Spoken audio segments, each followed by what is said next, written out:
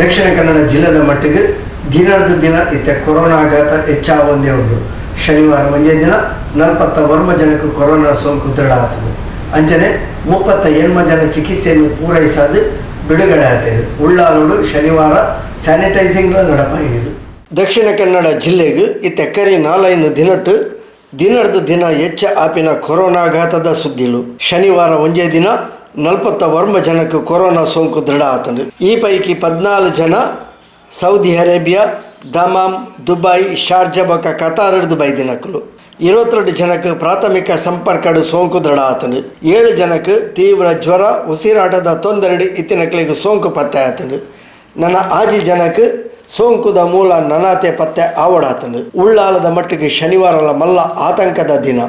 ಇಂಚಗೆ ಮರಣ ಪಡೆಯಿನ ಉಳ್ಳಾಲ ಮಾಸ್ತಿಕಟ್ಟದ ಪುಂಜವನ ಇಲ್ಲದಕ್ಲಿಗೆ ಕ್ವಾರಂಟೈನ್ ಇತ್ತಿನ 16 ಜನಕ್ಕೆ ಸೋಂಕು ದೃಢ ಆತನು ಪಂಡದ ತೆರೆದು ಬೈದನು. ಶನಿವಾರ 38 ಜನ ಚಿಕಿತ್ಸೆಯನ್ನು ಪೂರೈಸಾದ ಬಿಡುಗಡೆ ಆತೇರು. ಉಳ್ಳಾಲ ಪರಿಸರಡು ನಗರಸಭಾ ವ್ಯಾಪ್ತಿಡು ಶನಿವಾರ ಸ್ಯಾನಿಟೈಸಿಂಗ್ಲ ನಡಪಾಯರು.